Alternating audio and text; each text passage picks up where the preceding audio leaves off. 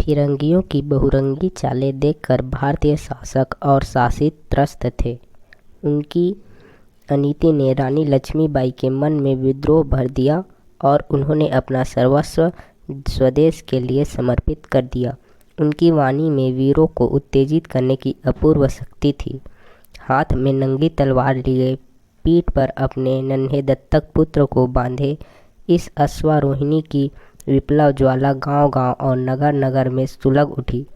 हमारा ही हाल देखो। East India company ने शपथ ली थी कि झांसी के आंतरिक मामलों में हस्तक्षेप नहीं करेंगे, लेकिन उसका उन्होंने उल्लंघन किया। पूज्य पति के दुखपूर्ण स्वर्गारोहण के उपरांत मैंने हिंदू धर्मशास्त्रों की आज्ञा और मर्यादा के अनुसार एक बालक को गोद लिया। लेकिन कंपनी के सौदागर दलाल कहते हैं कि मैं ऐसा नहीं कर सकती। उन्होंने गोद को मान्यता नहीं दी और इसके विपरीत मुझे धमकियां देते हैं कि वे झांसी छीन लेंगे। मैं नहीं जानती कि किस अधिकार से वे गीदड़ भभकियां दे रहे हैं, लेकिन झांसी कोई लड्डू नहीं है कि डलहौजी इसे निगल जाए। आप सब जानते हैं कि कंपनी वालों ने छत्रपति शिवाजी महाराज द्वारा स्थापित महान सतारा राज्य समाप्त कर दिया है। यह सब उन्होंने झूठ और फरेब से किया है। वे इसलिए सफल हुए कि हम सब बिखरे हुए हैं और हम में आपस में फूट है।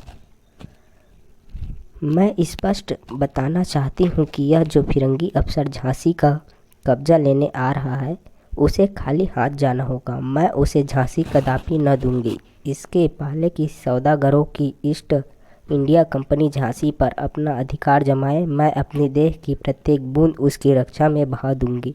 मेरे लिए यह महान हर्ष का विषय होगा कि मेरे रक्त की प्रत्येक बूंद भारत की आज़ादी के लिए बहे और झांसी मुक्ति युद्ध का अजेय दुर्ग बन जाए, ताकि हमारा देश स्वतंत्रता संग्राम कर सके। मैं भले ही अकेली रहूं, मुझे साथी मिले या ना मिले, पर मैं भयंकर युद्ध के लिए तत्पर हूं और अंतिम समय तक फिरंगियों की दासता स्वीकार नहीं करूंगी। मेरे लिए आज एक ही रास्ता है और वह है विद्रोह, आज़ादी के लिए विद्रोह। आज मेरे सामने एक ही मंजिल है, या तो महान विजय अथवा रणभूमि में मृत्यु। विजय या मौत, मौत या विजय। भला इस ओजस्विनी वाणी से किसका स्वाभिमान ना जागेगा।